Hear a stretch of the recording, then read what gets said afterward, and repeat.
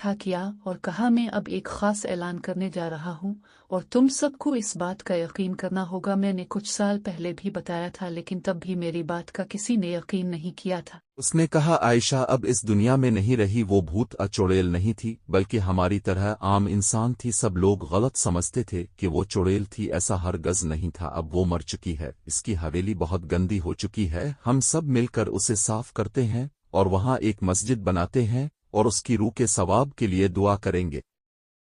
गांव के लोग बहुत तवज्जो से अली की बात सुन रहे थे। वो जानते थे कि अली झूठ नहीं बोल रहा है। अब उन्हें आयशा की कहानी पर यकीन हो गया था। अब उन्हें अपने रवैये का अफसोस हो रहा था कि उन्होंने आयशा को क्यों गलत समझा, क्यों इससे दूर रहते रहे। अब उन्होंने कहा कि वो हवेली की सफाई करेंगे। वो सब जाके हवेली की सफाई करने लगे।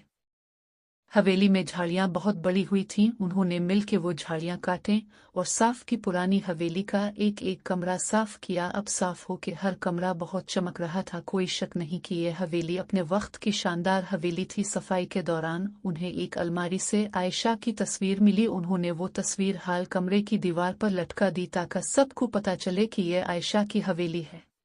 इसके बाद गांव वालों ने मिल के वहां मस्जिद बनाई। ये बहुत प्यारी और शानदार मस्जिद थी और उन्होंने वहां नमाज पढ़ी और आयशा की रूह के लिए दुआ की। अब गांव के सब लोग वहां 5 वक्त की नमाज पढ़ते थे और आयशा के लिए दुआ करते थे। वही हवेली जिससे सब खौफ खाते थे, अब वहां सब नमाज पढ़ते थे और अब वो वीरान खौफनाक हवेली एक मुकद्दस जगह बन गई थी।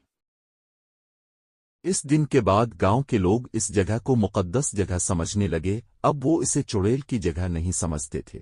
आयशा की कहानी ने गांव वालों को ये सबक दिया कि हमेशा सच की तलाश करनी चाहिए। कभी भी किसी को सच जाने बगैर गलत नहीं समझना चाहिए। कभी भी किसी को बना जाने और बना कुछ देखे इल्जाम नहीं देना चाहिए। ये कहानी हमें ये सबक देती है कि कभी भी हकीकत वो नहीं होती जो हम देखते हैं या सुनते हैं। हमें हमेशा सच की तलाश करनी चाहिए।